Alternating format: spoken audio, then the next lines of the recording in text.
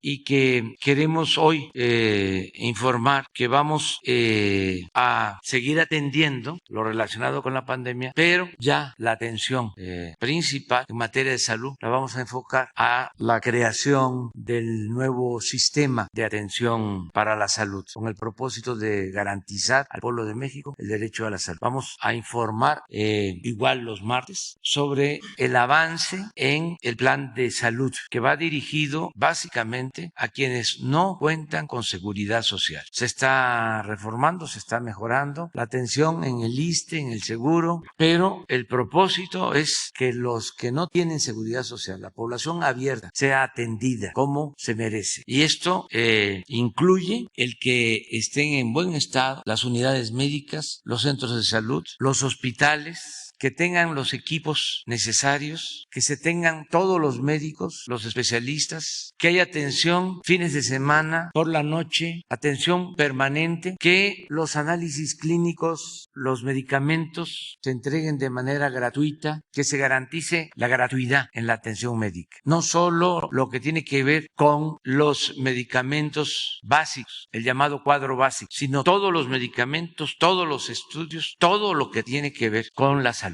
de manera gratuita. Esto también implica abasto suficiente de medicamentos. Ya comenzamos en el estado de Nayarit y se están haciendo inventarios y se está trabajando en 15 estados para tener a partir de este año ya en muchos estados, la mayoría de los estados, ya una atención de calidad en materia de salud. Entonces, aquí vamos a estar informando todos los martes porque vamos a poner en práctica, como lo hicimos con la pandemia, un proceso de acompañamiento en el que participemos todos. Cuando se diga ya están todos los médicos en los centros de salud, en los hospitales de Nayarit, ya tenemos abasto suficiente de medicamentos, es porque aquí se informa, y si no es así, la gente de Nayarit, de las comunidades, ustedes como informantes van a poder decir que no es cierto o que no es cierto del todo, que falta. Vamos a llevar a cabo este proceso, se va a iniciar el próximo martes. Hoy termina una etapa que tiene que ver con la atención preferente a la grave pandemia que padecimos, que sufrimos, que nos dejó mucho dolor, mucha tristeza. Vamos a terminar con esa etapa y vamos a iniciar otra, a inaugurar una etapa nueva en materia de salud. De esto nos va a informar el doctor Hugo López-Gatell. Y también vamos a aprovechar el día de hoy para dar a conocer los 4 programas básicos de la Secretaría de Educación Pública. El trato especial, como lo merecen maestras y maestros, nunca más ofenderlos, sino apoyar a las maestras y a los maestros. Ese es un propósito. Lo segundo, mejorar los contenidos educativos, porque queremos una educación humanista, fraterna, no individualista, egoísta. Lo tercero, el otorgamiento de las becas, sobre todo para estudiantes de familias pobres, que nadie se quede sin la oportunidad de estudiar y que no importe la condición económica o social de los padres, que realmente se garantice el derecho a la educación, porque la educación, como la salud, no pueden ser privilegios, son derechos que se deben de garantizar por el Estado. Y por último, el programa, que es la 4ª acción, de la escuela es nuestra, que consiste en entregar presupuesto a cada una de las escuelas para que las sociedades de madres y de padres de familia manejen su presupuesto para el mantenimiento de sus planteles educativos y para lo que consideren que va a ayudar a la educación, con la idea de que la democracia es el gobierno del pueblo, para el pueblo y con el pueblo, y con el propósito también de eliminar la intermediación, que el dinero no tenga que pasar por muchas instancias, por muchas dependencias, sino de manera directa desde la tesorería de la Federación a la sociedad de madres o de padres de familia. Y ellos en asamblea deciden qué hacen con su presupuesto anual para el mantenimiento de las escuelas. Sobre todo esto vamos a tratar el día de hoy, y una vez que se concluya, porque vamos a ser breves, abrimos para preguntas y respuestas. Entonces empezamos con el doctor Hugo López. Un gusto, presidente. Muchas gracias. Secretaria, secretario, compañeros, muy buenos días tengan todas y todos ustedes. Vamos a hacer una especie de recuento final sobre lo que ocurrió en la epidemia para destacar las características fundamentales de cómo lo experimentamos en el país y sobre todo también tener una perspectiva de lo que ocurrió en otros países para tener una noción clara de cómo se presentó en México y en parte cómo fue la respuesta. Tenemos la información gráfica. Esta es nuestra curva epidémica de agregación semanal, muy conocida ya por todos ustedes, y lo que vemos es que característicamente en México se presentaron estas 4 olas o 4 ciclos o 4 picos epidémicos. En otras regiones del mundo llegaron a ser 5, 6 o 7. Esto no tiene mayor implicación que la situación de que en cada una de estas oleadas epidémicas hubo una situación de estrés, una situación, por supuesto, de preocupación, pero también de reto para el Sistema Nacional de Salud para poder enfrentar el problema. Esto lo hemos dicho muchas veces, es un hecho conocido y constatado y constatable por todas y todos los mexicanos. Arrancamos la epidemia con un sistema de salud que estaba en ruinas, producto de un desmantelamiento progresivo a lo largo de los últimos 30 o 40 años. Por eso fue crucial arrancar con la posibilidad de reducir la velocidad de contagios con medidas extremas, que en su momento en México le llamamos la Jornada Nacional de Sana Distancia. Esto lo que nos permitió, y esos fueron siempre los objetivos técnicos, fue reducir la transmisión, hacer más lenta la propagación territorial de la epidemia y con ello ganar tiempo para poder poner en funcionamiento unidades especiales COVID conforme fuimos haciendo la reconversión hospitalaria.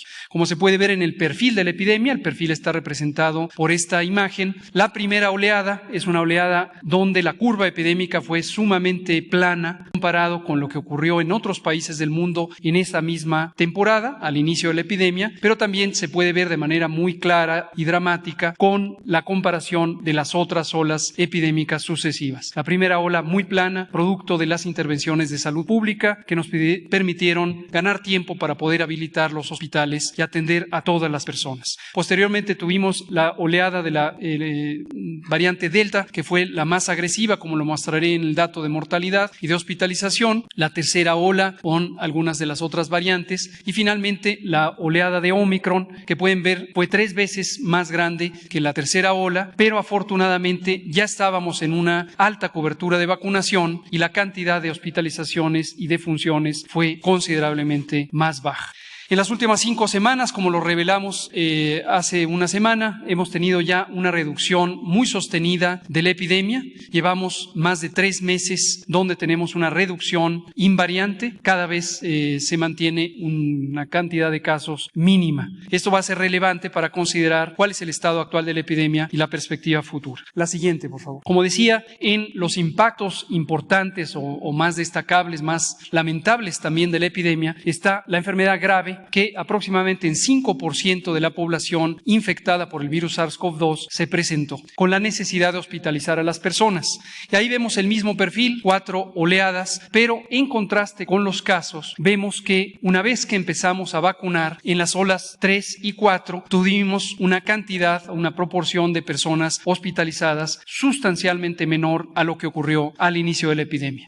En la sombra de color claro que se ven estas dos gráficas, la de arriba, camas generales, la de abajo, camas de terapia intensiva, vemos la capacidad hospitalaria que mantuvimos en todo momento y que logramos con la reconversión en las primeras 6 semanas de la epidemia. Vean ustedes en el extremo izquierdo de las gráficas cómo teníamos una muy limitada capacidad hospitalaria, pero en 6 semanas logramos montar esa capacidad y la sostuvimos a lo largo de toda la epidemia, teniendo prácticamente el doble de camas de lo que en su momento fue necesario utilizar para atender a las personas. En este momento se ha mantenido también muy estable la reducción de la hospitalización, 3% de ocupación en camas generales, 1% en camas de terapia intensiva y en algunas entidades federativas ya varios días consecutivos con ninguna ocupación de las unidades de cuidados críticos COVID. Esto lo que nos permite es identificar también una estabilidad en este impacto tan importante. Y finalmente, respecto al perfil de la epidemia, la mortalidad, la situación más delicada, más lamentable de cualquier enfermedad es la pérdida de la vida. Y lo que vemos también es esta característica de que una vez que empezamos a vacunar, logramos llegar a la tercera y sobre todo a la cuarta ola con una población fundamentalmente protegida de los desenlaces que puede proteger la vacuna contra COVID en cualquiera de sus variantes o marcas. Y lo que vemos es que tuvimos una reducción también de la mortalidad que se ha mantenido en estas últimas 3 meses, ha reducido 10 veces la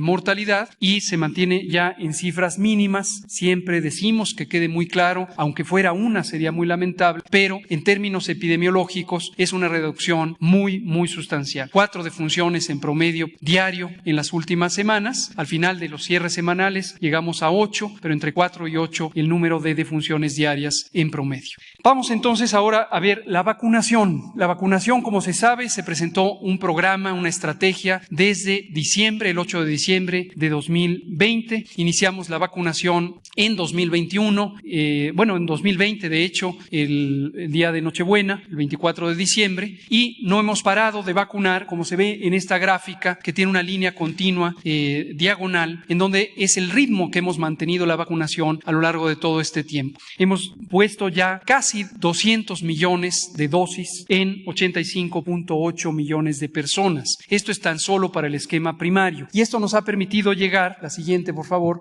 a una cobertura general de 87% de la población elegible, de 14 años en adelante. Y para la población adulta, de 90%. Esto permite alcanzar un grado de inmunidad poblacional muy alto, que es precisamente lo que permite tener una lenta propagación, pero además una protección muy importante contra los desenlaces graves. Por su parte, iniciamos los refuerzos hace ya varios meses y hoy tenemos los operativos especiales en el mes de abril para alcanzar una cobertura óptima también de los refuerzos en todas las personas que recibieron el esquema primario de 1 o 2 dosis. Y seguimos llamando a la población a que aproveche este mes de abril para lograr vacunarse si es que no lo ha hecho o no ha recibido el refuerzo. Hasta el momento 56% de cobertura en los refuerzos, esto es 45.7 millones de personas que ya han sido vacunadas con el esquema de refuerzo. Y en el operativo abril, si contabilizamos lo que hemos puesto desde el inicio del mes de abril, son 6.3 millones de dosis, principalmente de refuerzo. 500,000 todavía fueron dosis del esquema primario, personas que no se habían vacunado, pero ya fueron vacunadas, y 5.8 millones en el esquema de refuerzo. Ya para terminar, hacemos un anuncio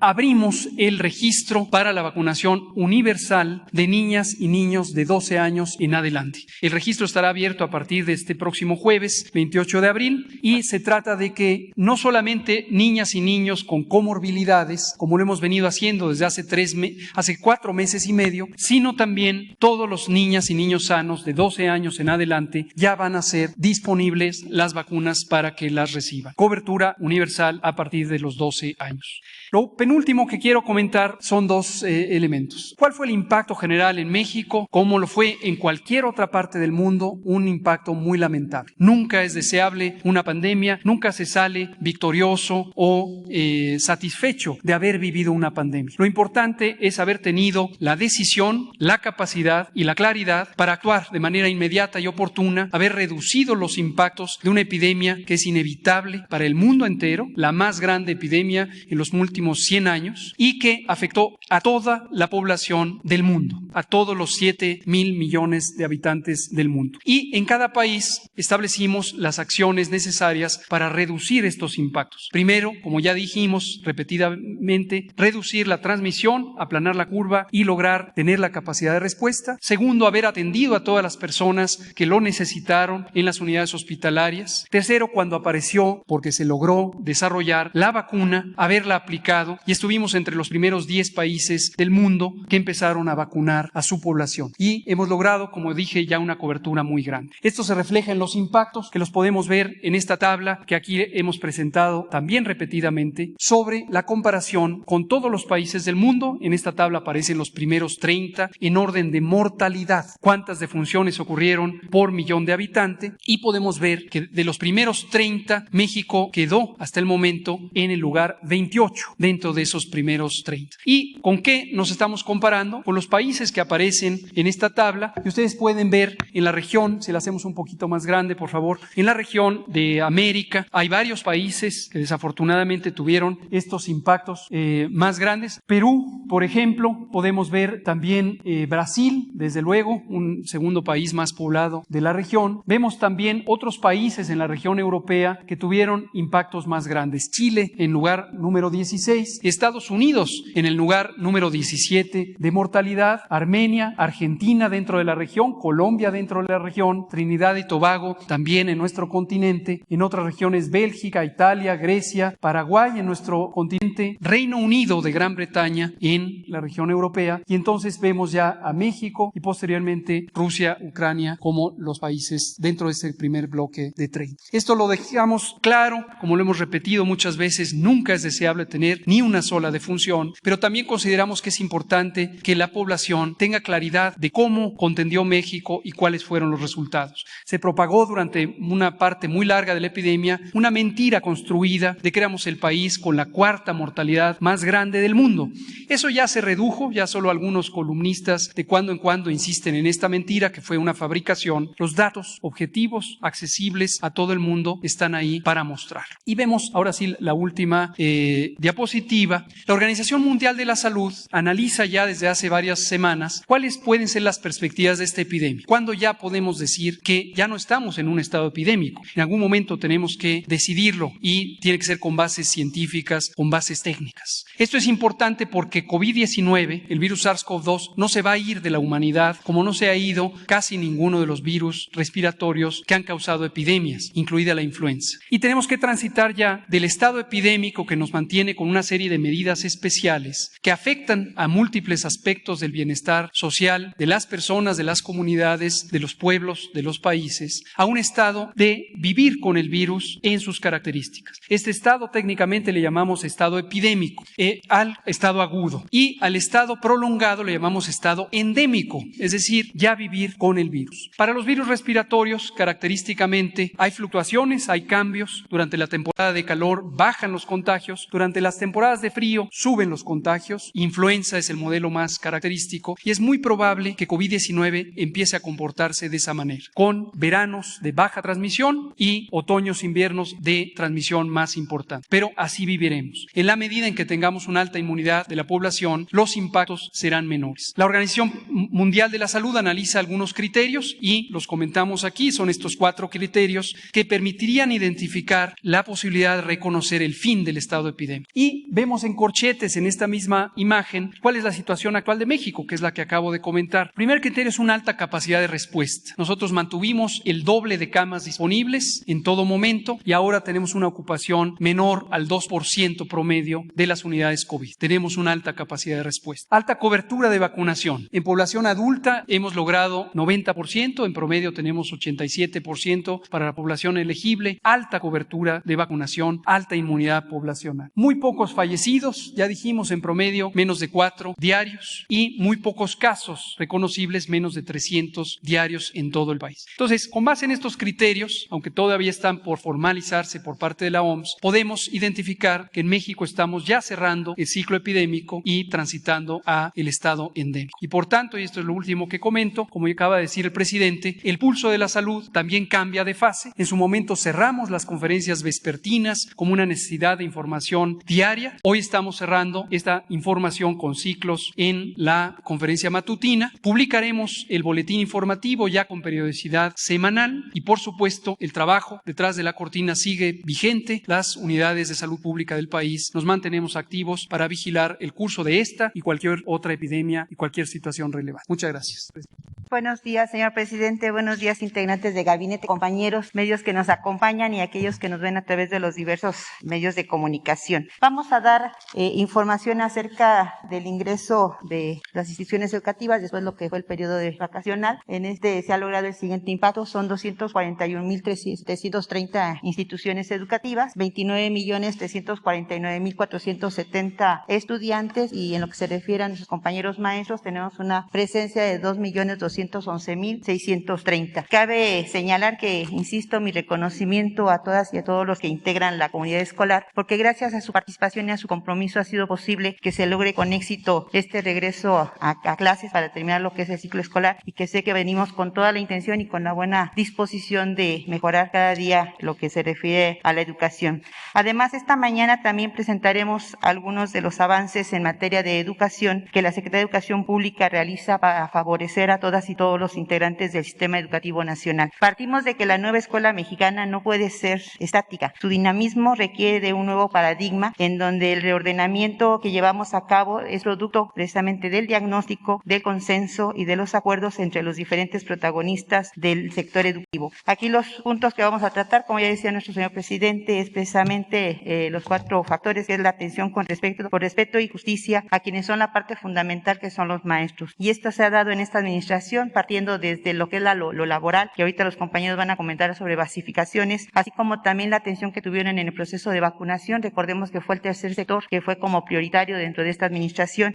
así como también el profesionalismo y la consideración en todas las toma de decisiones que se están generando en los cambios que hablamos del currículum. Segundo factor, que es actualizar los contenidos de libros de texto. Les comentaba, no solamente los docentes han participado y a los quienes les agradezco y a las autoridades educativas, sino también ha habido compañeros académicos, académicas, han existido de participación social, así como también algo muy importante son los que integran las diferentes secretarías de esta administración, porque algo que nos ha pedido nuestro presidente es que exista esa coordinación y esa transversalidad entre todos los que integramos la misma. Tercer factor va a ser lo que es el otorgamiento de becas, que efectivamente se orienta a estudiantes que tienen la mayor necesidad, porque la intención es que no exista esa atención a los que más lo necesitan, la gente, los niños pobres o las comunidades pobres. Y por último, el mantener en buen estado lo que son las instituciones, que es el programa de la escuela es nuestra, que aquí yo sí quiero aprovechar para agradecer mucho al señor presidente, porque nos pidió que hiciéramos un gran esfuerzo en ese análisis y en esa propuesta para integrar en componentes como es horario ampliado y como es alimentación dentro del programa de la escuela es nuestra, y que además, bueno, ahorita lo comentará la maestra, pero algo que se me hace muy importante es que no solamente se va a aumentar el número de escuelas beneficiadas, sino también se va a aumentar el monto que se le da a cada institución. Y eso precisamente es como resultado de una buena administración, de algo que el presidente nos ha pedido, que es el garantizar atención primero a los necesitados a través de un programa de austeridad, de una buena atención a las finanzas, y creo que eso ha dado como resultado este logro que ahorita lo van a ver y que es muy bueno para nuestras escuelas, sobre todo para nuestros niños. Gracias, señor presidente, por ese esfuerzo, y bueno, le pido a los compañeros ya procedan a dar su información. Muchas gracias.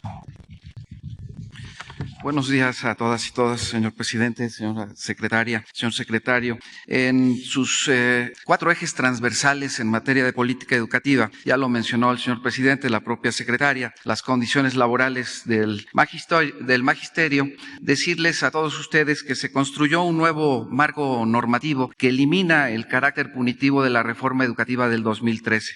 En su artículo 3 constitucional se reconoce el papel fundamental de las maestras y maestros en el sistema educativo nacional y desde luego en el proceso de transformación social. Esto da pie a la creación del sistema para la carrera de las maestras y maestros, en el que se prioriza a través de convocatorias la admisión, promoción y reconocimiento del personal educativo a través de procesos de selecciones públicos, equitativos, transparentes e imparciales. Se abroga la Ley General del Servicio Profesional Docente y se emite la Ley General del Sistema para la Carrera de las Maestras y Maestros. En ese sentido, se privilegia el derecho de las maestras y maestros de acceder a un sistema integral de formación retroalimentado por evaluaciones diagnósticas. Hay un respeto irrestricto de la permanencia de las maestras y maestros, eliminando el carácter punitivo de la ya comentada reforma educativa del 2013. De igual manera, se fortalece a las instituciones públicas de formación docente a través de planes y programas de las escuelas normales que damos prioridad en la prelación para los egresados de dichas escuelas.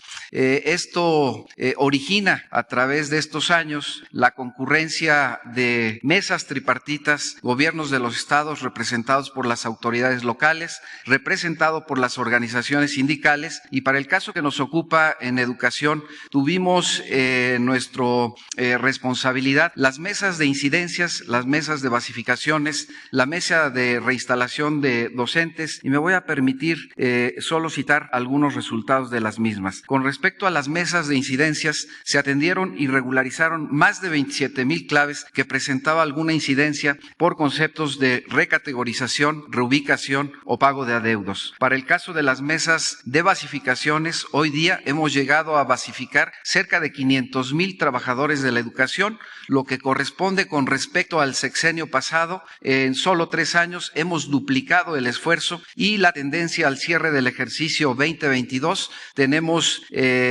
diagnosticado personal susceptible de basificar del orden de 135,000 personas más. Es decir, que al cierre de este año estaremos basificando alrededor de 650,000 personas, trabajadores de la educación. Con respecto a la mesa de reinstalación de docentes, se reinstalaron 1,057 docentes cesados por la aplicación de la hoy derogada Ley General de Profesionalización Docente. De igual manera, citar que varias secretarías de Estado concurrieron a dichas mesas, por mencionar la Secretaría del Trabajo y Previsión Social en la mesa de situación sindical, en la que se privilegió los procesos democráticos al interior de la vida sindical, buscando democratizar aún más estos procesos en su desarrollo. La mesa de presos políticos, que correspondió a la Secretaría de Gobernación. En fin, desde luego citar aquí la negociación del Pliego Nacional de Demandas presentado por el CENTE, una organización, franco aliado de la educación para este país. Al igual que la CENTE, los amigos de la coordinadora hemos tenido mesas tripartitas de trabajo y continuamos en el ejercicio de las mismas. Se han promovido la mayor participación de los procesos a través de convocatorias, se admitieron cerca de 600,000 participantes y continuamos en esa ruta de trabajo.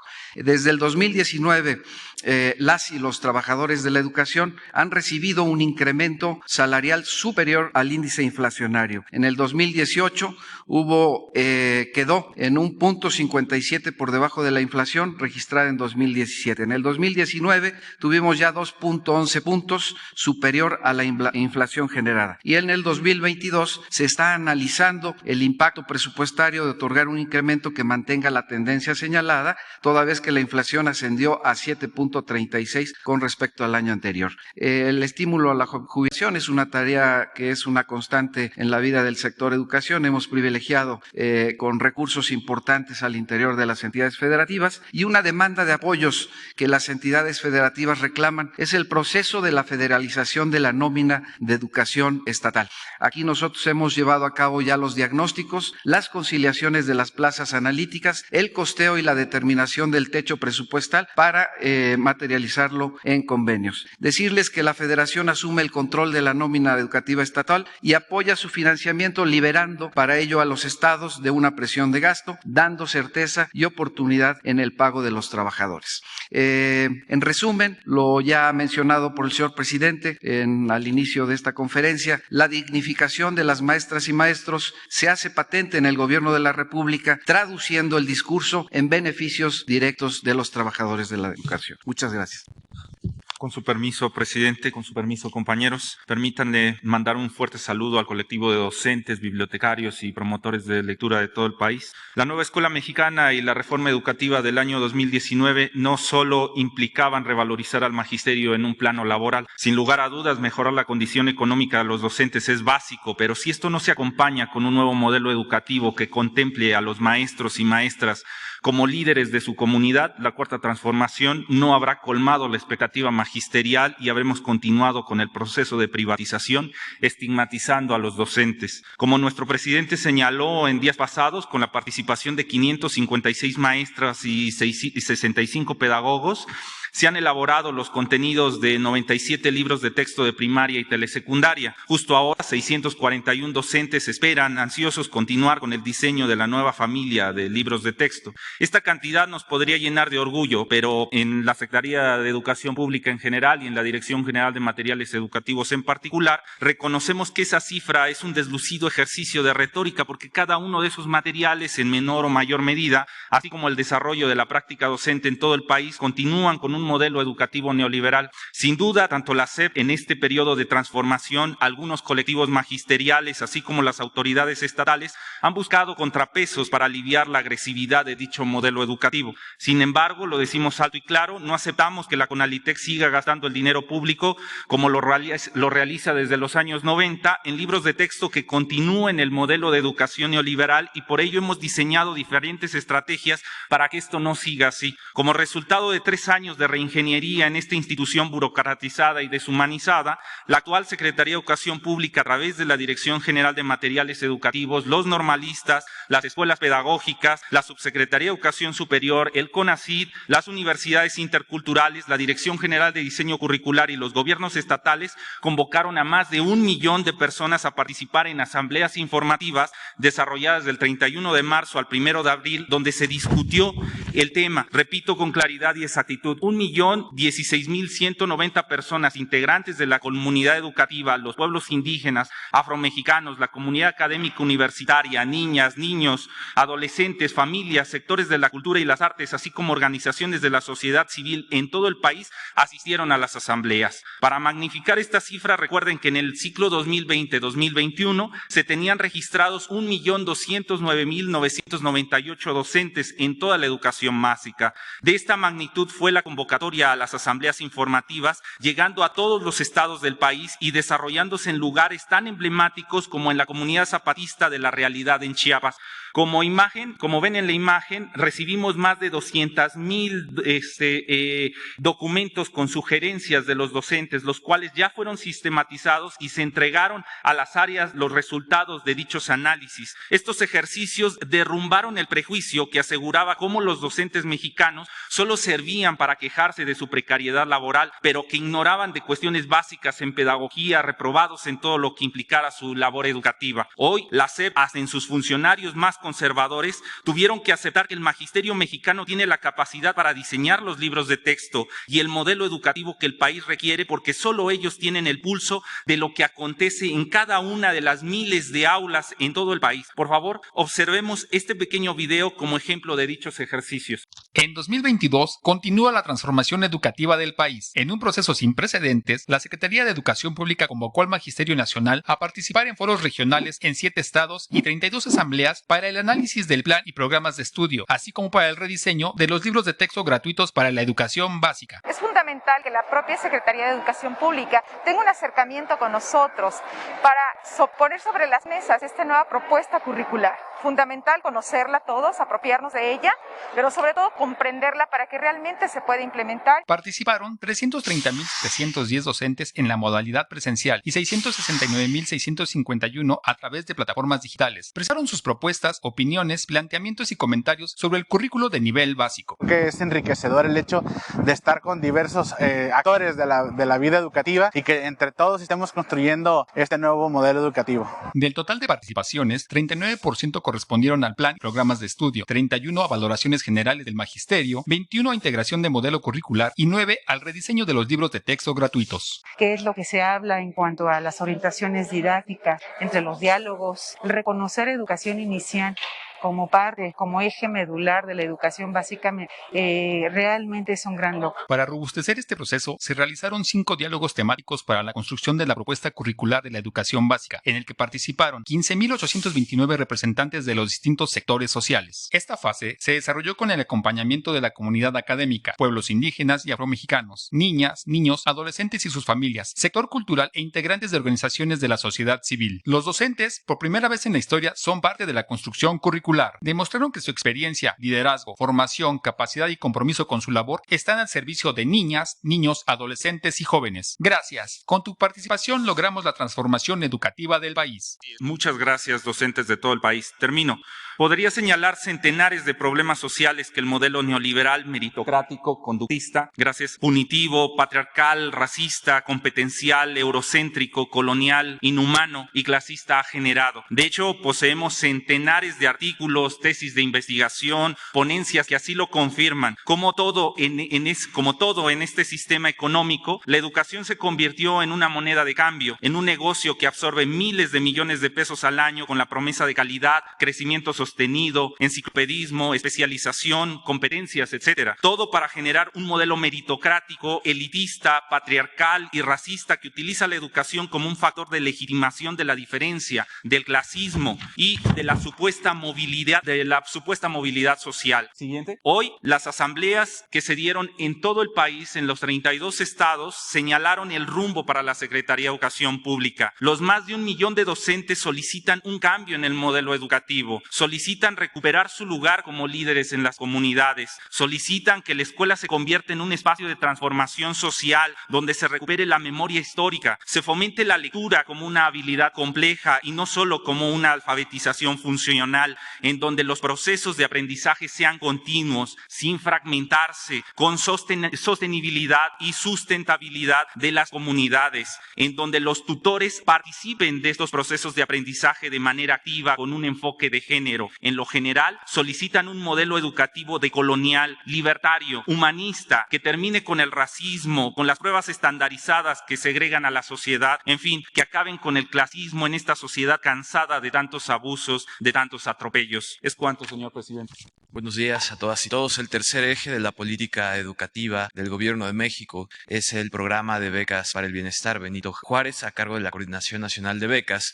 En la Coordinación Nacional de Becas, que surge en el año 2019, tenemos como objetivo otorgar becas a niñas, niños, adolescentes y jóvenes que se encuentran ubicados e inscritos en el sistema educativo público nacional, sobre todo aquellos que se encuentran en escuelas ubicadas en localidades indígenas de muy alta y alta marginación, con el objetivo de que con las becas puedan ejercer verdaderamente el derecho a la educación con equidad e igualdad. En la Coordinación Nacional de Becas tenemos 3 programas prioritarios a cargo. El primero de ellos es el programa de educación básica, en el que atendemos a niñas y niños, estudiantes de preescolar, primaria y secundaria. Este programa atiende principalmente a las familias que se encuentran ubicadas en localidades de alta, muy alta marginación y localidades indígenas. El segundo programa que tenemos a cargo es el de educación media superior. Es un programa universal, atiende a todas las jóvenes y todos los jóvenes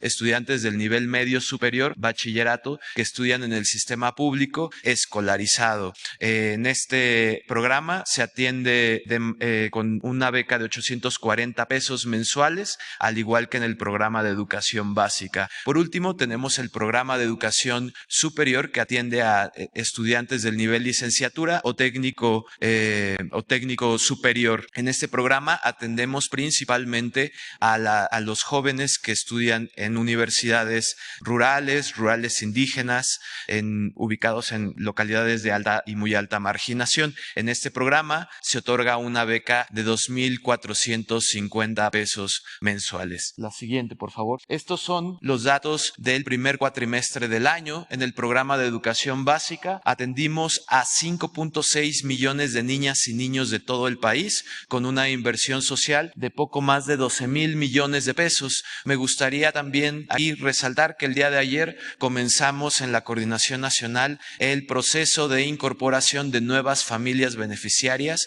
en localidades indígenas y de muy alta marginación. A partir del día de ayer y durante todo este mes y el que sigue, estaremos llegando a más de 32,000 escuelas ubicadas en las localidades más marginadas del país. Aprovecho para mandar saludos a todos los compañeros de la Coordinación Nacional que están haciendo este esfuerzo. En el programa de educación media superior llegamos a 4 millones de beneficiarios en los primeros 4 meses del año, con una inversión de más de 13,000 millones de pesos. Por último, en el programa de educación superior se atendieron a 406,000 universitarios con una inversión de 3,000 millones de pesos. Cabe resaltar que también el día de ayer se abrió nuestro sistema único de beneficiarios para los jóvenes de licenciatura que son informados, que pueden participar en la convocatoria de jóvenes escribiendo el futuro. Sería cuanto. Muchísimas gracias.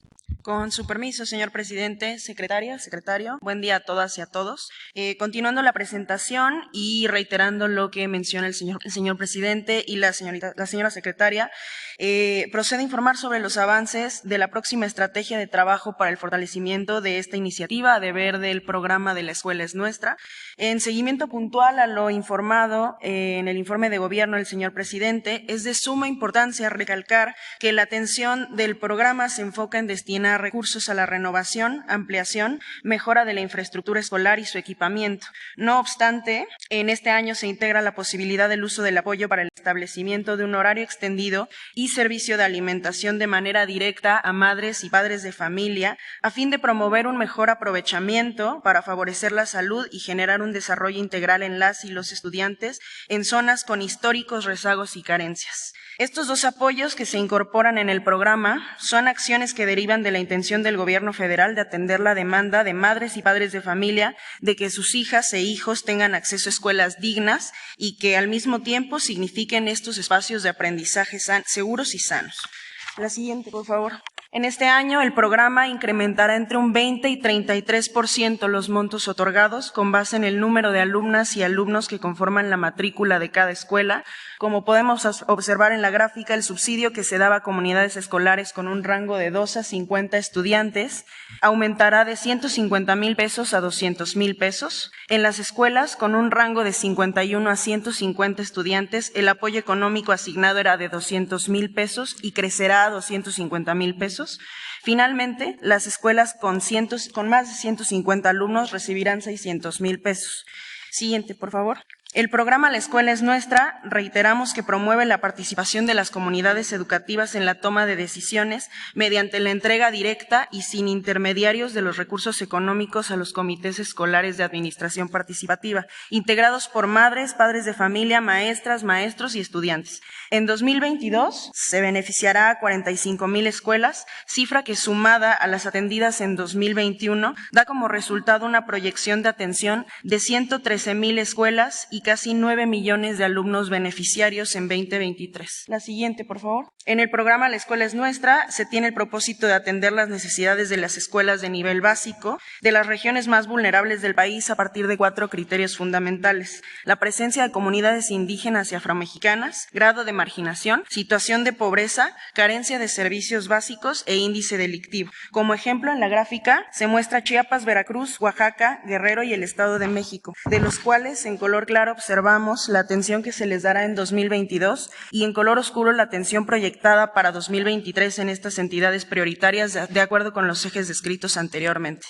En la siguiente lámina podemos ver el porcentaje de avance de cada entidad respecto del total de sus escuelas, que conforman la cobertura considerada para 2023. Podemos observar el caso de Campeche, Chiapas, Guerrero, Oaxaca, Quintana Roo, Veracruz y, Oaxaca ya lo mencioné, Sonora también está ahí, que van más del 90%, 85% de la cobertura de su total de escuelas para el 2023. Las acciones que hoy presentamos en conjunto son solo algunas de las prioritarias que se realizan desde la Secretaría de Educación Pública, sin demeritar el resto de la importante labor que se lleva a cabo en la misma, a fin de garantizar de forma integral el derecho a la educación pública, gratuita y de calidad para las niñas, niños y adolescentes del país. Es cuanto, señor presidente.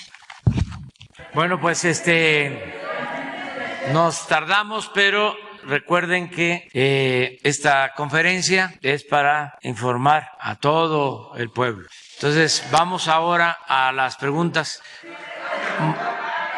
1, 2, 3 y 4. 4 mujeres. Empezamos. Gracias, presidente. Buenos días.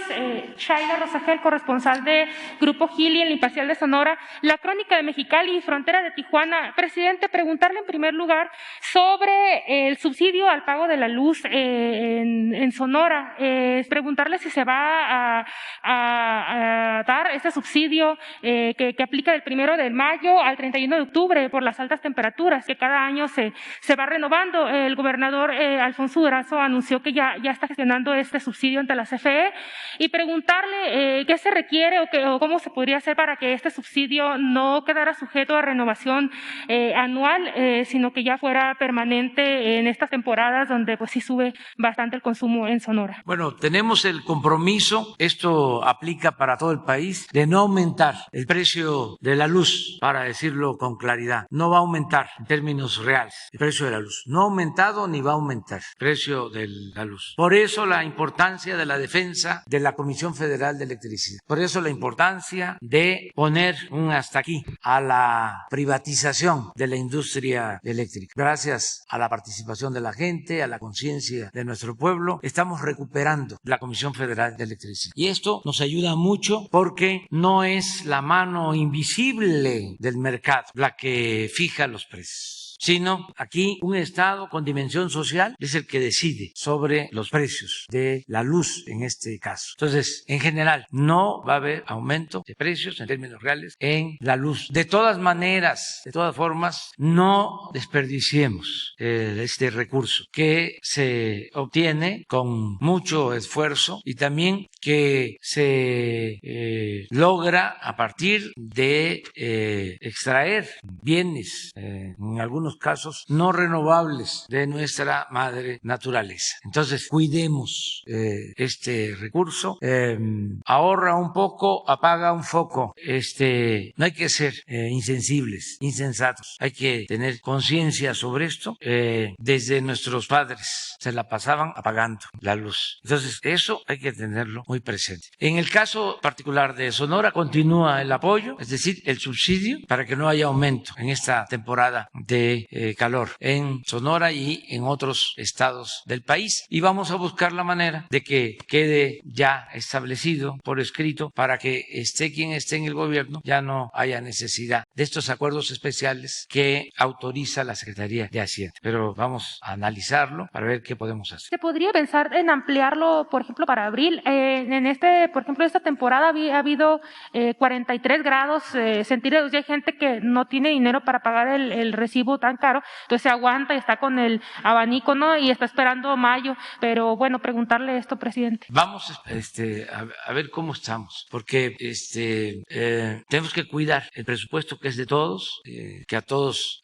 llegue, que beneficie a todos y no endeudar a nuestro país. Acuérdense también, porque son lecciones, la deuda de uno, la deuda de las personas, se cancelan cuando uno se muere. No, mi patrimonio principal son mis libros, los voy a heredar, ya están destinados a usarse con un propósito. Y las deudas, que no tengo, deudas económicas, afortunadamente, por las pocas que pueda tener, pues ya mi fallecimiento ya se cancela. No las va a tener que pagar Beatriz ni los hijos. Pero las deudas de los gobiernos, esas no se cancelan. Termina un gobierno y continúa la deuda. Se heredan. Entonces, por eso tenemos que ser muy responsables para no heredar deuda. O sea, no hacer lo que se hizo en el periodo neoliberal, ¿no? Que nos dejaron deudas como el FOAPROA, porque en su momento se decidió rescatar a los de mero arriba, a los machuchones, convertir las deudas privadas de unos cuantos en deuda pública. Y esa deuda pues todavía se tiene y hay que estarla pagando. Llevamos años pagándola,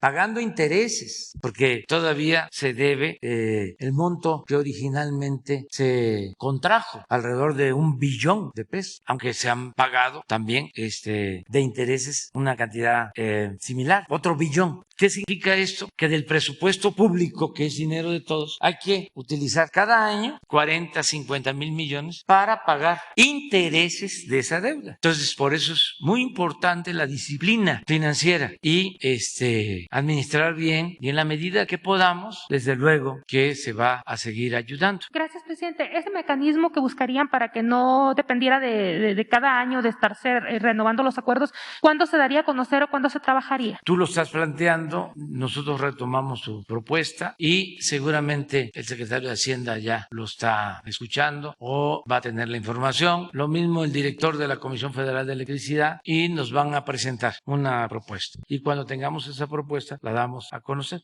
Es para asegurar hacia el futuro, porque mientras estemos nosotros, el compromiso y lo más importante es la palabra, cumplir con la palabra empeñada. El compromiso es que no va a aumentar el precio de la luz y que va a continuar el apoyo en el caso de Sonora y de otros estados. Gracias, presidente. Gracias, presidente. En una segunda pregunta, en Baja California se acaba de retirar ya el cubrebocas, que era obligatorio en tanto en lugares abiertos como encerrados.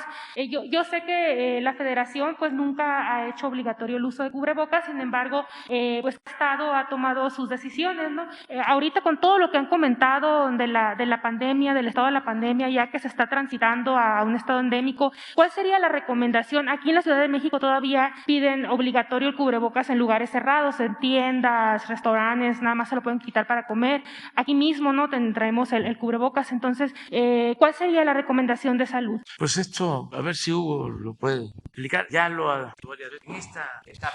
Exacto. Sí, muchas gracias, Shayla Rosagel. Efectivamente, lo hemos comentado varias veces, pero con mucho gusto lo volvemos a explicar. El cubrebocas es una medida para reducir transmisión, riesgos de transmisión. hemos dicho desde el inicio de la pandemia, lo reiteramos, es poco efectivo para protegerse a uno mismo, sirve para reducir transmisión. En la medida en que una gran cantidad de personas lo utilicemos, desde luego se reduce la transmisión. En este momento estamos ya en una fase de mínima transmisión en México y en muchos otros países, afortunadamente. Por cierto, es la primera vez que el conjunto del mundo se sincroniza en una etapa de reducción. En otras ocasiones, una región subía mientras otra bajaba sus contagios. Ahora el mundo entero está prácticamente todo en una etapa de reducción. Esto lo que nos permite respecto al cubrebocas y otras medidas es considerar que la necesidad extrema de utilizarlo ya no es tan notoria como lo fue en los periodos muy activos de la epidemia. Eso ha motivado que algunos gobiernos estatales que en su momento decidieron establecerlo como una medida obligatoria, hoy se ven en la necesidad de declarar que se retira la obligatoriedad. El gobierno federal de México desde el inicio lo planteó como una medida basada en el convencimiento, basada en la promoción de la salud, no como una medida obligatoria, porque la lógica de todas nuestras intervenciones, ese es otro elemento destacable y casi exclusivo de México, nuestras intervenciones no van dirigidas a obligar a las personas. Lo dijimos, las razones era, no queríamos fomentar actos de autoritarismo, sobre todo en un país que tiene una historia de autoritarismo.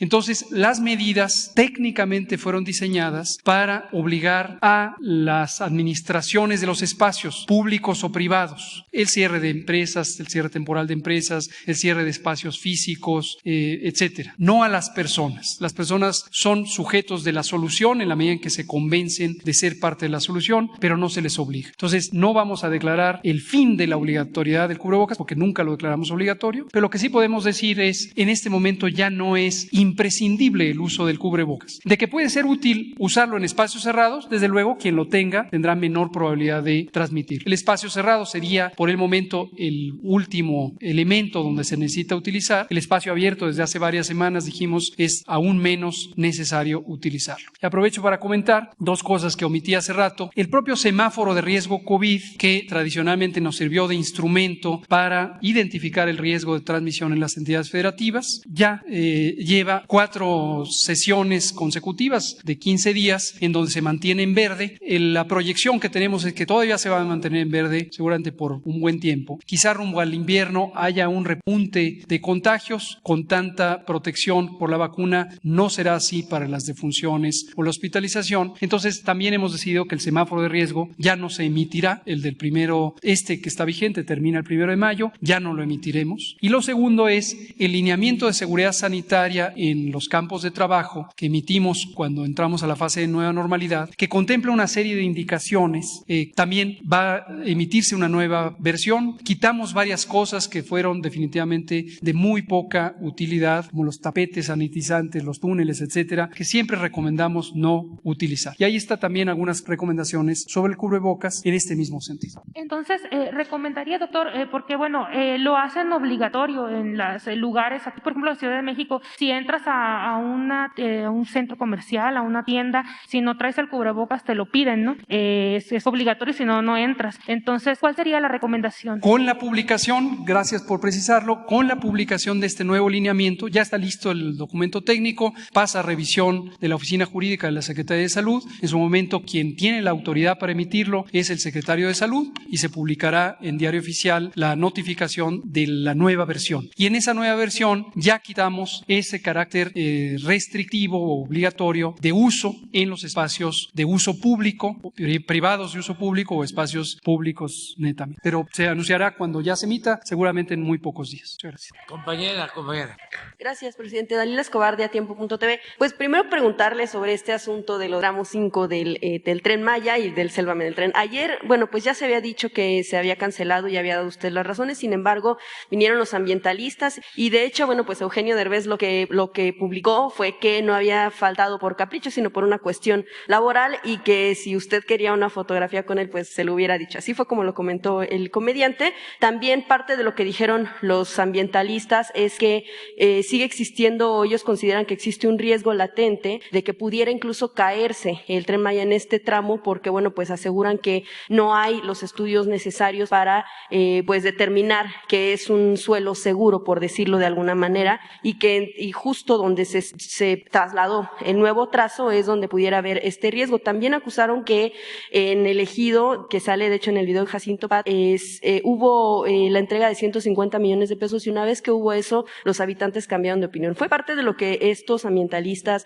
mencionaron ayer. ¿Qué les responde? Sobre todo si tomaría en cuenta la consideración de poner una nueva fecha tal vez para reunirse y aclarar esos puntos que ellos mencionan. Pues son opositores al Tren Maya y no solo al Tren Maya, son opositores a la transformación del país. La mayoría de ellos. Es cosa de que vean sus publicaciones. No solo es con relación al Tren Maya, siempre han estado en contra de nosotros. Ellos pertenecen al bloque conservador. Es como cuando hay una manifestación muy justa en defensa de las mujeres y se montan en esa causa quienes están en contra de nosotros, del bloque conservador. O sea, derechos humanos, defensas de las mujeres, que pues todos estamos defendiendo a las mujeres, evitando abusos a mujeres y desde luego lo extremo que es el feminicidio. Todos los días trabajamos para eso. Medio ambiente y en todo están, porque lo que quieren es detener el avance de la transformación, porque ellos son conservadores. La palabra, el término, el concepto conservador es eso, mantener el statu quo, conservar, y nosotros queremos transformar. Ese es el fondo. Y pues son artistas con poca dimensión social, pueden ser muy famosos, pero no tienen amor por el pueblo. Se preocuparon en ser exitosos, pero le dieron la espalda durante mucho tiempo a los humildes, a la gente pobre. Se quedaron callados cuando saqueaban al país impunemente y de repente pues se convierten en paladines, ¿no?, de la defensa del medio ambiente o de otras causas. Los intelectuales orgánicos, lo mismo. Es una vergüenza. Lo de Aguilar Camín, que me insulta, me llamó, creo, no lo puedo repetir. Pero hay constancia. Pues Chumela cada rato. Ayer la señora Denise Dresser, eso sí, ponlo, está interesante para que vean el nivel, lo que está originando este movimiento, porque yo estoy seguro que mucha gente tenía una idea distinta de la señora Dresser, como tenía una idea distinta de Aguilar Camín o de Krause o de Chumel o de Loret de Mola. Pero ahora, como son tiempos de definiciones, pues muchos están mostrando el cobre. Y yo estoy seguro que quienes eran simpatizantes de la señora, sí, ya los niños están en la escuela, entonces lo podemos decir. Y además es para que vean el nivel. Trump exigió y AMLO entregó. Trump amenazó y AMLO cedió. Trump demandó militarizar la frontera y AMLO cumplió. Trump impuso condiciones y AMLO cedió soberanía. Todo esto es falso, pero no es eso. El tema es esto. En pocas palabras, y citando el lenguaje de la 4T, Trump se la metió doblada. Eso es. ¿Qué explicación? Debería de ofrecer una disculpa pública por la vulgaridad. Una cosa es tener diferencias, ¿no?, ser adversarios. Yo ni siquiera hablo de enemigos, porque no tengo ni quiero tenerlos. Tengo adversarios. Y podemos tener diferencias, pero así están. Entonces esto no sucedía antes, porque todo era pura simulación. Entonces me pregunta sobre los ambientalistas, pues eso es lo que respondo. Ahora resulta que ya no solo es la preocupación por los cenotes o los ríos subterráneos o por los árboles, sino porque se va a fracturar la vía. Ya salieron estructuristas, ingenieros estructuristas. ¿Usted respondería que justo en el avance de las obras nunca encontraron un riesgo de que pudiera pues derrumbarse en algún punto ya de este nuevo trazo? No, nunca. Pues era lo que decían cuando los segundos pisos. El mismo Salinas de Gortari salió una publicación, porque en una ocasión una columna se construyó porque estaba en el proyecto para reforzar, y él salió a declarar de que estaba tan endeble el segundo piso que ya se le estaba apuntalando para que no se cayera. Salinas de Gortari. Entonces imagínense cómo nosotros vamos ni a destruir la naturaleza, ni afectar el medio ambiente, y tampoco hacer una obra que vaya a ocasionar una desgracia. Hay ingenieros, especialistas, no solo los coordinadores del proyecto, las empresas tienen ingenieros especialistas. Ya en el informe que se presentó se da a conocer cuántos biólogos están trabajando en el proyecto, cuántos arqueólogos. Tiene tienes el dato, ¿por qué no lo pones? ¿Van a dar a conocer las manifestaciones de impacto ambiental? Sí, todo.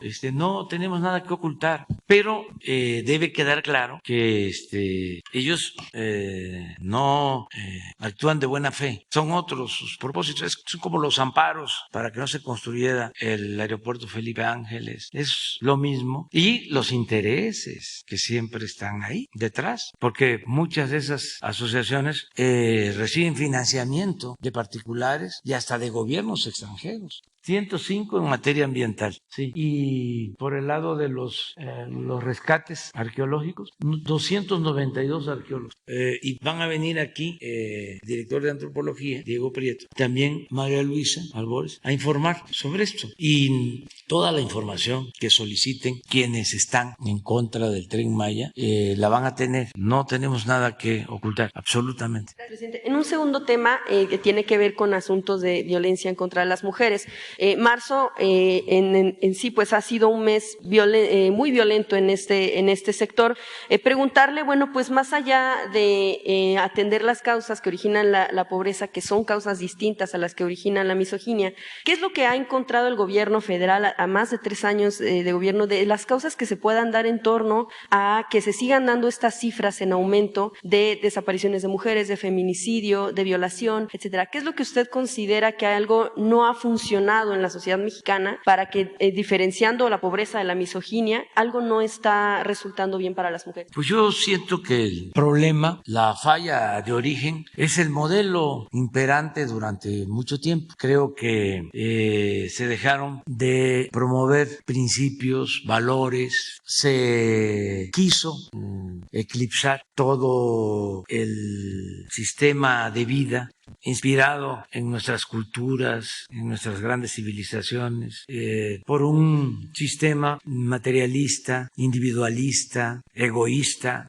lo que aquí mencionó Marx Arriaga en el enfoque neoliberal de la educación. Eso en lo formal. Y entonces la pérdida de valores culturales, morales, espirituales, aparejada a la falta de oportunidades, al empobrecimiento, a la desigualdad, pues ocasionó, nos llevó a una decadencia. Fue un proceso de degradación progresivo. Eso es una decadencia. Entonces hizo crisis. ¿Y qué es lo que se tiene que hacer? Pues cambiar completamente ese modelo como lo estamos haciendo, y que no sea el dinero, lo material, lo básico, el triunfar a toda costa, sin escrúpulos morales de ninguna índole, el evitar la desintegración de las familias. O el papel que se cree que deben de tener las mujeres dentro de la sociedad. Sí, pero eso se tiene en nuestras tradiciones, en nuestras costumbres, en nuestras culturas. Lo que pasa que eso se quiso hacer a un lado. Se promovió un modelo distinto, consumista, en donde cuánto tienes, cuánto vales,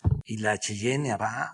Entonces hay que regresar a infundir principios, valores. Por eso es la transformación, y todos tenemos que contribuir. Yo escribí en mi último libro sobre cómo la Ciudad de México llegó a ser una de las ciudades de más consumo de artículos de lujo en el mundo. Y al mismo tiempo, y en ese libro puse el ejemplo de un alto funcionario de la pasada administración del gobierno federal que obtuvo mucho dinero. De repente su esposa con el ayudante, un oficial de la Marina, planean asesinarlo para quedarse con la herencia. Pero posiblemente pensaron que los familiares del funcionario pues también iban a pelear por la herencia o a exigir la herencia, y entonces deciden matarlos a todos. Y la señora reúne en su casa para una comida a su esposo, a los hermanos de su esposo, a su suegra, y llega un comando y los mata a todos.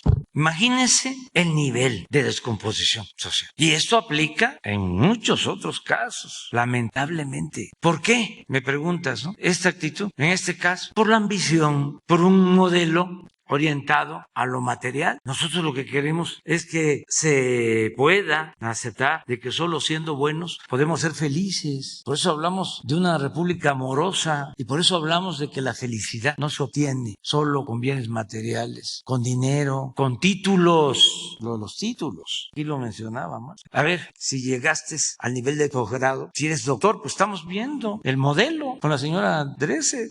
La fama, no, la felicidad es estar bien con uno mismo, estar bien con nuestra conciencia, estar bien con el prójimo. Entonces, nosotros lo que estamos impulsando, lo más importante de todo, no solo es el bienestar material, sino el bienestar del alma. Y se podrá decir, sí, pero ¿cómo se detiene el feminicidio? Pues se detiene así, con una sociedad mejor. Esa es la base. Es como cuando nos preguntaban, ¿cómo van a resolver el problema de la violencia? Y hablábamos, hay que atender las causas que originan la violencia, que no haya tanta pobreza, que mejoren los salarios, que haya empleos, que se atienda a los jóvenes. Sí. Pero eso lleva mucho tiempo. No, ya. ¿Qué van a hacer? Porque esa era la excusa. No se atendían las causas porque llevaba mucho tiempo. Si nosotros no hubiésemos iniciado con los programas de bienestar, pues estaría peor la situación de inseguridad y de violencia. Aún cuando no hay corrupción y no hay impunidad para nadie. Y el que comete un delito es castigado. Pero aún con eso, lo que ha ayudado más es la atención al pueblo. En el tema de la atención, en el asunto también de violencia y desapariciones, las madres buscadoras, al menos, hay muchos estados, pero también, por ejemplo, en el caso de Sonora, han insistido en poder reunirse con usted. Si bien es cierto que pudieran ser en algunos momentos atendidos por la Secretaría de Gobernación, la Subsecretaría de Derechos Humanos, lo que ellas dicen es, y lo que usted planteaba con otros grupos, temas ambientalistas, demás, del contacto directo, de qué tiene que aprenderle el Estado a estas mujeres que ellas mismas han tenido que salir a buscar a sus hijos y los han encontrado, hijos, hijas. Si usted les daría en algún momento audiencia, porque cuando va a Sonora a veces, bueno, pues lo vemos también pues atendiendo asuntos de béisbol, que es un asunto que usted menciona que es atender las causas para los jóvenes. No voy a eso, pero nada también, más, o sea, ya, ahí sí te pasaste. No, pero o sea, no. No, pero me refiero a que si en algún momento usted le pudiera dar una atención, una audiencia a las madres buscadoras cuando va a Sonora, al menos. Sí, pero voy a Sonora, a los pueblos yaquis, voy a Yécora, ¿sí? Voy a ver a los guarijíos, ¿sí? Voy a ver a los edis, voy a Cananea, o sea, porque no se puede simplificar, ¿no? A ese extremo que lo estás haciendo, que voy a Sonora al béisbol. No, en algún momento cuando usted fue, claro que fue a los pueblos originarios, pero ellas lo que decían es, si en algún tiempo que pudiera usted dedicar tal vez a este tema de los estudiantes, que pudiera hacer con ellas. Cada vez que puedo, y tengo comunicación con la gente, con todo el pueblo. Pero no las atendería directamente. Sí, se atiende y los están atendiendo como nunca. Nunca se había atendido tanto a quienes sufren por la desaparición de sus seres queridos. Toda la Secretaría de Gobernación, que antes se dedicaba a reprimir, ahora se dedica a proteger y a defender los derechos humanos. Pero es muy difícil que yo convenza a los conservadores, a los fifís y a los que estaban acostumbrados a medrar al amparo del poder público, porque ya no hay eso. Antes a todas las asociaciones se les daba dinero, no se resolvió el problema, no se atendían las causas, sino era que nadie hablara, era un sistema de control y de manipulación. Pero bueno, tampoco me puedo quejar, porque afortunadamente hay muchísimas personas, millones de mexicanos conscientes y nos están dando su apoyo y nos respaldan. Otros no, estamos viendo, pero es una élite de conservadores, de reaccionarios que tienen diferencias con nosotros, no solo por cuestiones económicas. Podría entender que, para no dejar de hablar de estos personajes, lo de Mola, pues sí, las diferencias tienen que ver con lo económico. Oiga, presidente, porque, permíteme, pues, por eso sus departamentos. Otros casos es por su conservadurismo, no solo es lo económico.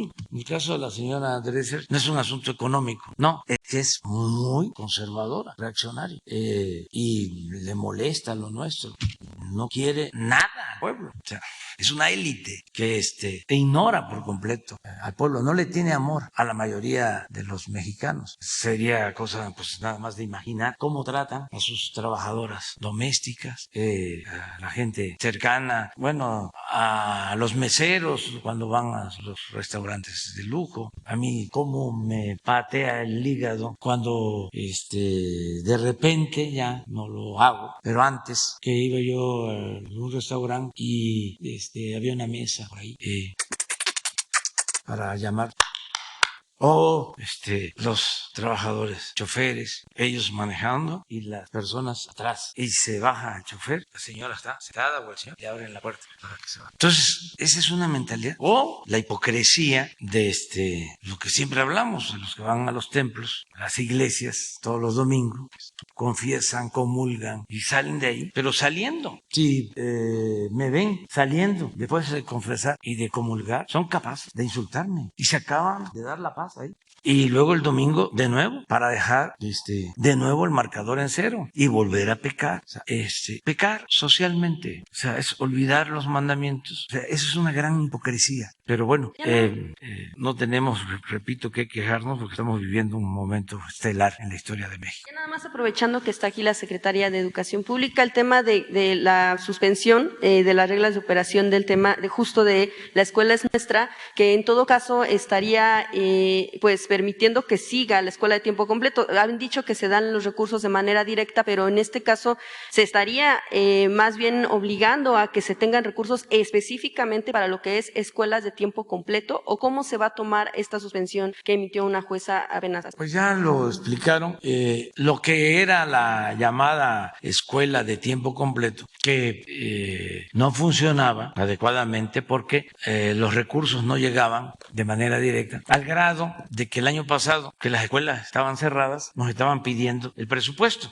Y se supone que era para pagar a maestros que estaban más tiempo impartiendo clases o para darle de comer a las niñas y a los niños. Y las escuelas estaban cerradas porque fue un acuerdo arriba. Es un poco lo de las estancias infantiles. Es el mismo programa que en este esquema neoliberal privatizador daban concesiones al que tenía una palanca para recibir un dinero del gobierno y albergar o cuidar en una llamada estancia infantil a niños y a niñas sin seguridad. El modelo lamentable, triste de la guardería ABC, la privatización de estas estancias infantiles. Entonces, ¿qué dijimos? Le vamos a entregar a las madres estos apoyos y que ellas decidan qué hacer directo. Y así lo hemos hecho. Pero los opositores nuestros, pues, que eran los que impulsaban esto, sí, se inconformaron. Bueno, lo de la escuela de tiempo completo es parecido. Entonces, ¿qué es lo que ahora se está haciendo? Para empezar, teóricamente se beneficiaba a 26,000 escuelas de tiempo completo. El año pasado, solo la escuela es nuestra, fueron más de 60,000, o sea, 3 veces más. Y ahora van a ser 45,000 más. Vamos a llegar este año a 105, a 110,000 planteles. Originalmente hablaron de que la escuela de tiempo completo iba a ser para las comunidades y para los pueblos y para las colonias donde se necesitara que se quedaran los niños porque las madres iban a trabajar. Resulta de que no estaban la mayoría de las escuelas en las comunidades, los pueblos más pobres, sino donde había más influencia del gobierno y de las organizaciones sindicales. Entonces, ¿qué se está ahora haciendo? Ahora se va a dar más recursos a las sociedades de madres y padres de familia y ellos van a decidir si quieren pagarle a los maestros y que ellos estén pendientes de que vayan los maestros más tiempo, y lo mismo en el caso de los alimentos. Ya está, ya lo explicó en una lámina. A ver, en la primera lámina de la escuela es nuestra. No, la primera, esta, horario extendido y servicio de alimentación. Bueno.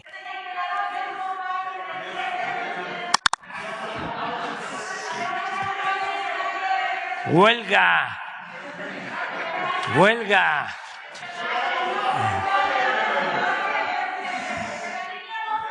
Para mañana.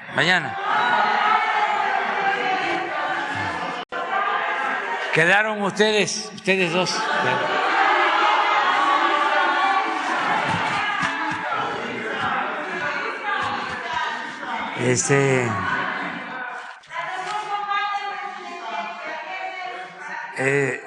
Nada más informar porque ayer se dijo que me la pasé todo el tiempo hablando del departamento de Loret de Mola, que soy un ¿qué dijo?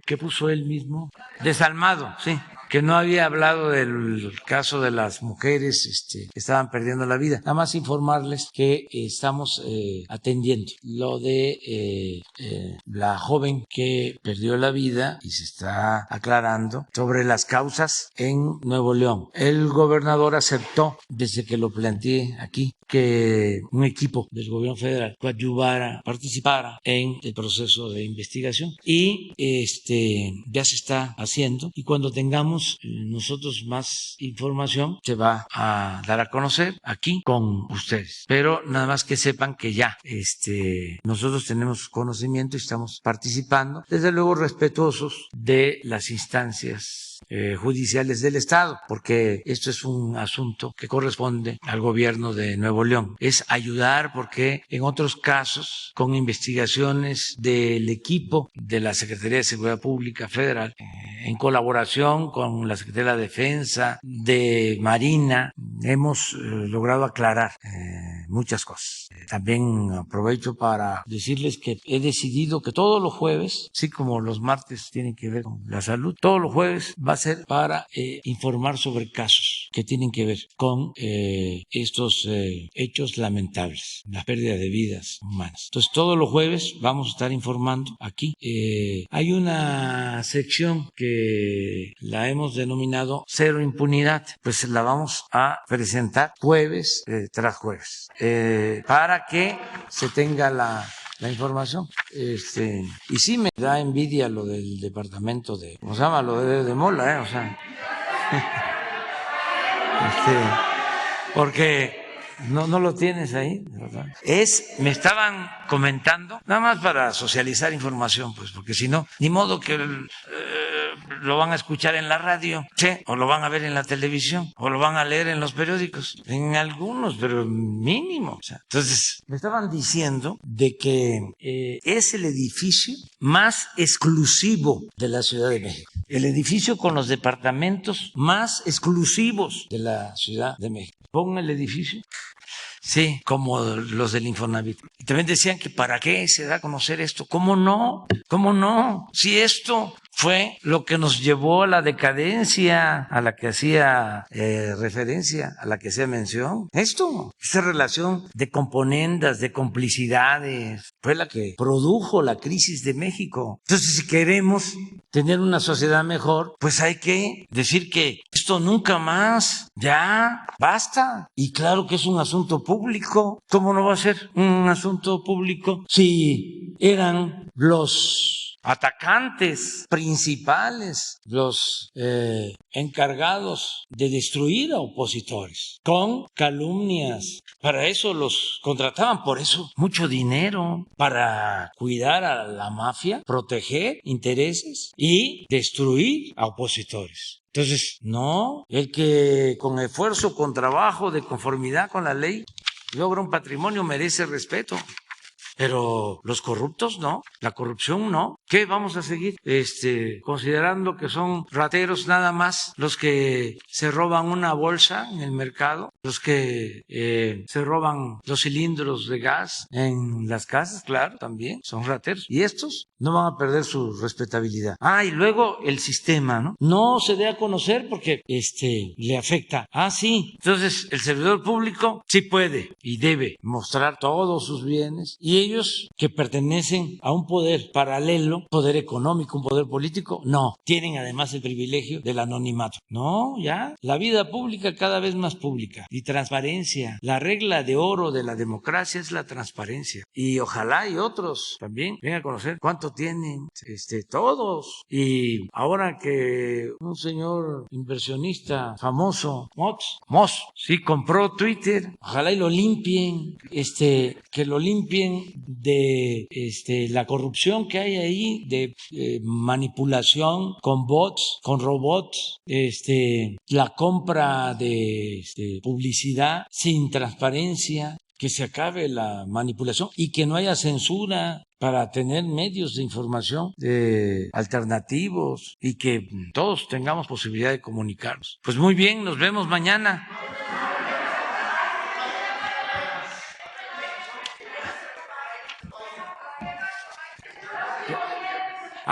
Sí, vamos a hablar por teléfono con el presidente Biden el viernes. Creo que a las 12 del día.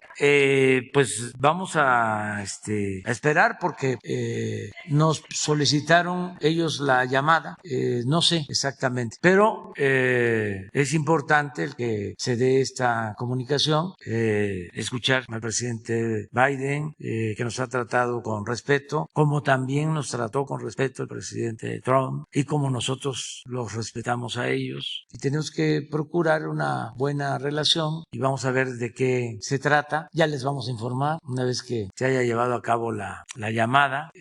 Lo cierto es que no sé cuál es el propósito. Creo que es una llamada para compartir puntos de vista y creo que esto ayuda mucho. Puede ser en tema migratorio, puede ser lo que está sucediendo en Rusia con Ucrania, puede ser lo de la Cumbre de las Américas.